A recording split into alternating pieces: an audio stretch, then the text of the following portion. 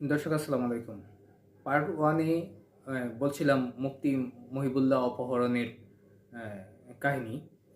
তো মূলত হচ্ছে তিনি নিজেই আত্মগোপনে ছিলেন। তিনি আত্মগোপন করেছিলেন। তিনি অপহরণ নাটক সাজিয়েছিলেন। সেটি আইন শৃঙ্খলা বাহিনী ইতিমধ্যে উম, সেই তথ্য পেয়েছে। তিনি গাবতলী থেকে বাসে করে পঞ্চগড়ে গিয়েছেন।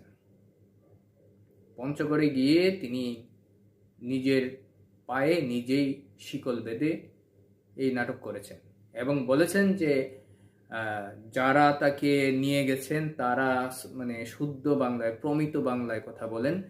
তারা তাকে নির্যাতন করেছেন, তার শরীরে আহ, নানান নির্যাতন করেছেন, মানে অতর্কিত নির্যাতন করেছেন এবং তিনি নির্যাতনের কারণে তিনি অসুস্থ হয়ে পড়েছেন। কিন্তু তাকে উদ্ধারের পর আইন শৃঙ্খলা বাহিনী কিন্তু তার শরীরে কোনো আঘাতের চিহ্ন পায়নি। ডাক্তাররাও শরীরে কোনো আঘাতের চিহ্ন পাননি। রোববার যখন তাকে কুর্মিটোলা হাসপাতালে ভর্তি করা হয়েছিল, তখন কিন্তু তাকে ভর্তি নেওয়া হচ্ছিল না। একজন তারই সহযোগী, একজন অ্যাক্টিভিস্ট, তিনি অনেকটা তদবির করে তাকে হসপিটালে ভর্তি করিয়েছিলেন।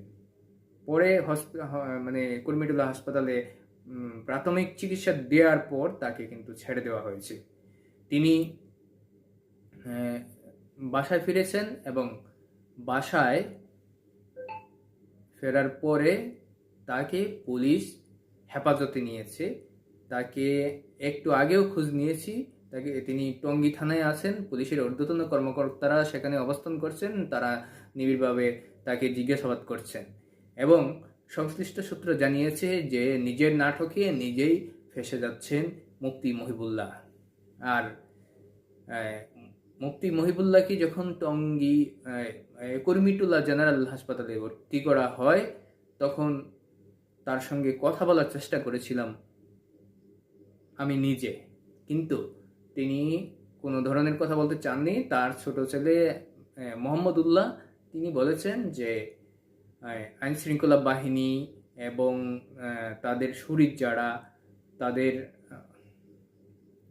সবারই নির্দেশনা যে তদন্তের স্বার্থে কোনো মিডিয়ার সঙ্গে যেন তিনি কথা না বলেন। সবশেষে আমি মুফতি মহিবুল্লাহর দুই ছেলের সঙ্গে আলাদা আলাদা ভাবে